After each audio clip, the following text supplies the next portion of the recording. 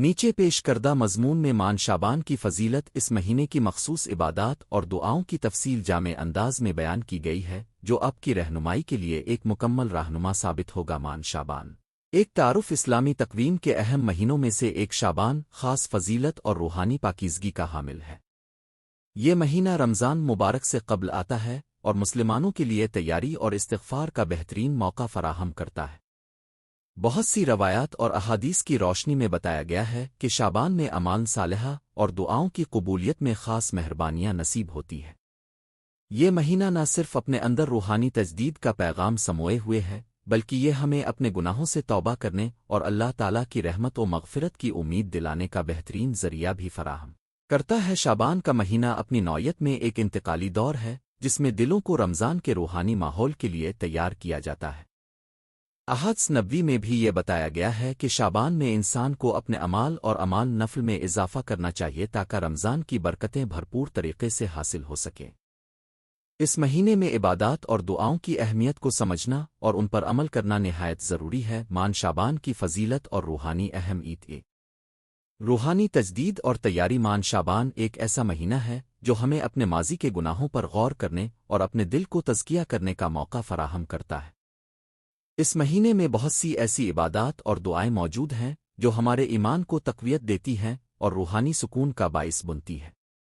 شعبان میں کی جانے والی عبادات خاص طور پر استغفار، تسبیحات اور نفل نمازیں دل کو نرم کرتی ہیں اور ہمیں اللہ کے قریب لے جاتی ہیں۔ توبہ اور استغفار کا مہینہ۔ شعبان کا مہینہ توبہ اور استغفار کا مہینہ ہے۔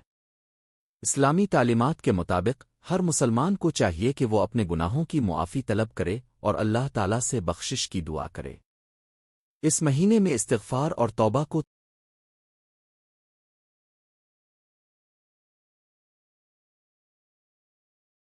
ترجیح دی جاتی ہے تاکہ رمضان کے بابرکت مہینے میں پاکیزگی اور توبہ کے ساتھ داخل ہوا جائے۔ دعاؤں کی قبولیت۔ شعبان کی فضیلت میں یہ بھی ذکر ہے کہ اس مہینے میں کی جانے والی دعاؤں کی قبولیت میں اللہ تعالیٰ خاص عنایت فرماتے ہیں۔ مسلمان اگر اس مہینے میں دل سے کی جانے والی دعاؤں اور عبادات میں مشغول رہیں تو ان کی دعائیں جلد قبول ہوتی ہیں اور ان پر اللہ کا کرم نازل ہوتا ہے۔ اس لیے ضروری ہے کہ ہم اس مہینے میں دعا کو اپنی روزمرہ زندگی کا حصہ بنائیں۔ ماہ شعبان کی مخصوص عبادات۔ ماہ شعبان کی عبادات میں کچھ ایسے اعمال شامل ہیں جنہیں نبی سنت اور علماء نے خاص اہمیت دی ہے۔ ذیل میں چند اہم عبادات اور ان کے روحانی فوائد بیان کیے گئے ہیں۔ نفل نمازیں اور سنت مقدہ۔ شعبان کے مہینے میں نفل نمازیں اور سنت مقدہ کی پابندی ہمارے دل کو اللہ کے قریب لاتی ہے۔ تہجد کی راتیں۔ شعبان میں رات کے وقت اذکار اور نمازن تہجد پڑھنا دل کو سکون بخشتا ہے اور اللہ تعالیٰ کی رحمت و مغفرت کا ذریعہ بنتا ہے۔ سنت وتر۔ رات کی نمازن وتر کو بھی نہایت اہمیت دی جاتی ہے۔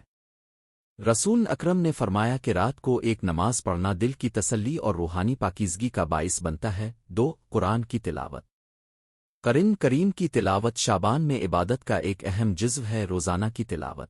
شعبان میں چاہے چند آیات ہی پڑھ لی جائیں مکمل صورتیں، مگر اس عمل سے دل میں تقوی پیدا ہوتا ہے اور اللہ کی رحمت کا دروازہ کھلتا ہے۔ تدبر اور ترجمہ۔ صرف پڑھ لینا کافی نہیں بلکہ قرآن کی آیات پر غور و فکر کرنا اور ان کا ترجمہ سمجھنا بھی ضروری ہے تاکہ انسان اپنے اعمال میں بہتری لا سکے۔ ذکر الہی اور تسبیحات۔ ذکر الہی اور تسبیحات شعبان میں دل کی صفائی اور روحانی ارتقاء کے لیے بنیادی حیثیت رکھتے ہیں۔ اذکار روزانہ صبح و شام کی اذکار جیسے کہ سبحان اللہ، الحمد للہ، اللہ اکبر اور اعلیٰ اللہ کو پڑھنا دل کو سکون بخشتا ہے۔ دعائیں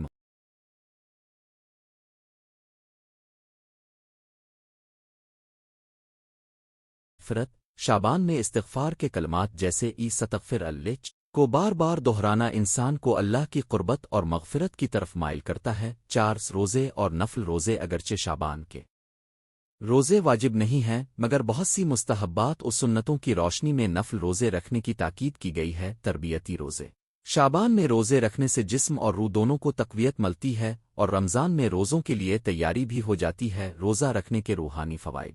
روزہ انسان کو صبر اور ضبط نفس کا درس دیتا ہے اور اس سے اللہ تعالیٰ کی رحمت کی مستحق بننے کا موقع ملتا ہے۔ صدقہ و خیرات مان شابان میں صدقہ اور خیرات کا عمل بھی بہت اہمیت رکھتا ہے۔ فقیروں اور محتاجوں کی مدد اس مہینے میں ضرورت مندوں کی مدد کرنے سے نہ صرف ان کا دل خوش ہوتا ہے بلکہ اللہ تعالیٰ کی نظر میں بھی انسان کی اہمیت بڑھ جاتی ہے۔ مالی عبادت صدقہ دینے کا عمل انسان کے مال کو پاک کرتا ہے اور اس کے دل میں رحمت و محبت پیدا کرتا ہے۔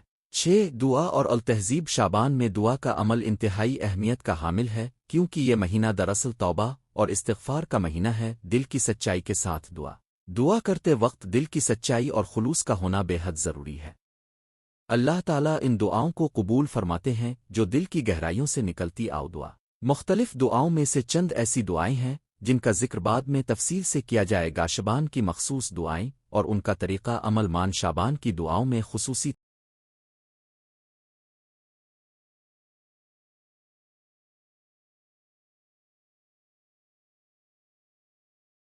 توجہ دی جاتی ہے کیونکہ اس مہینے میں اللہ تعالیٰ کی رحمت اور مغفرت کے دروازے کھلے ہوتے ہیں۔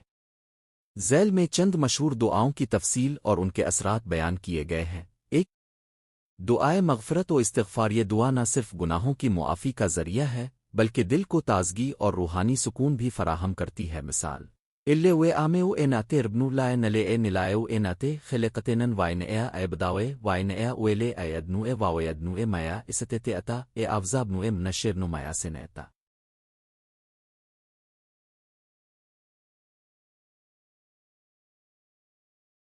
اے باوکا لے ویب نا امیتنوے ویلے وائے باوکا بن زینابن فے آغفنرا لون فن نویا لائے اغفنرا الزاؤناؤ بے نلائیو اے ناتے۔ یہ دعا دل کو سکون بخشتی ہے اور انسان کو اپنے گناہوں کی توبہ کرنے کا موقع فراہم کرتی ہے۔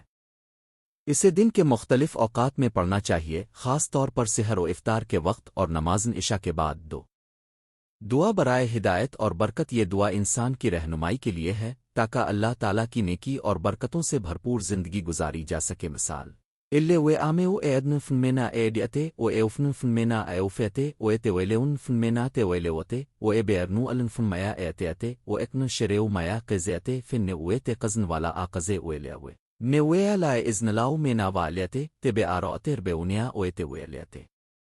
اس دعا میں اللہ تعالیٰ سے ہدایت، عافیت اور برکت کی التجا کی گئی ہے۔ اسے دل کی خلوص کے ساتھ پڑھنے سے زندگی میں امن اور سکون قائم ہوتا ہے۔ 3 دعا برائے رزق میں اضافہ۔ رزق کی کمی اور مالی مشکلات سے نجات پانے کے لیے یہ دعا بہت مؤثر ہے۔ مثال اللہ وے آم ایدن فن مینا اے ڈیتے او اے اوفن فن مینا اے اوفیتے او اے تے ویلیون فن مینا تے ویلے وتے او اے بیرنو الن فن مایا اے تے او اکن شریو مایا قزیتے فن اوے تے قزن والا آقزے اویلے اوے نیویا لائے ازنلاؤ میں نا والیتے تے بے آروتر بے اونیا اوے تے ویلیتے۔ اس دعا میں اللہ تعالیٰ سے ہدایت، عافیت اور برکت کی التجا کی گئی ہے۔ اسے دل کی خلوص کے ساتھ پڑھنے سے زندگی میں امن اور سکون قائم ہوتا ہے۔ 3 دعا برائے رزق میں اضافہ۔ رزق کی کمی اور مالی مشکلات سے نجات پانے کے لیے یہ دعا بہت مؤثر ہے۔ مثال اللہ وے آمے نو ایس علاوے رنزق الف وائسنا الف او ان المالف نہ اوفنا الف او اے مل الف معتق بیولا او ایشن فیاکا منا والنو ڈک او اے برے ویا فن مایا اے ملنوا۔ یہ دعا انسان کو اللہ تعالیٰ سے رزق کی فراوانی اور اس کے علم و عمل میں بہتری کی التجا کرتی ہے۔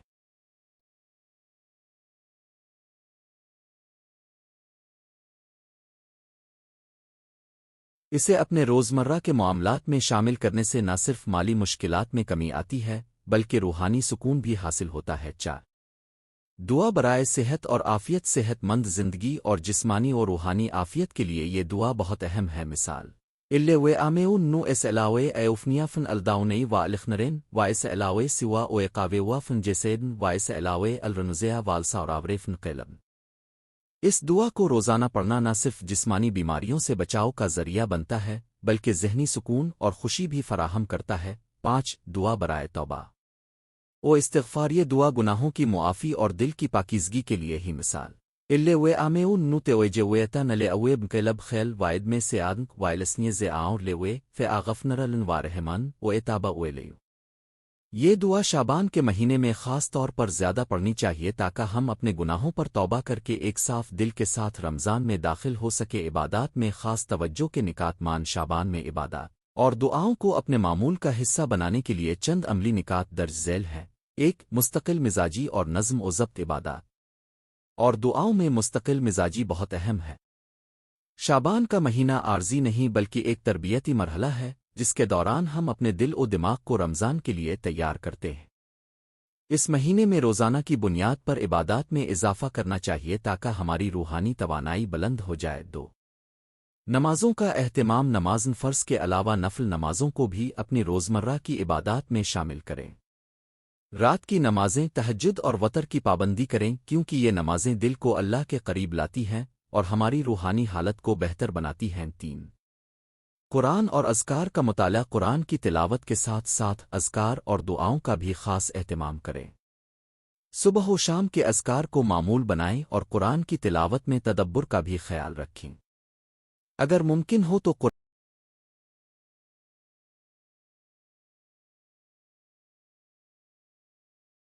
قرآن کی کوئی صورت حفظ کرنے سمجھنے کی کوشش کریں تاکہ روحانی ارتقاء میں مدد ملے۔ روزہ رکھنے کی تیاری، اگرچہ شعبان میں روزہ رکھنا فرض نہیں ہے مگر یہ عمل ہمیں رمضان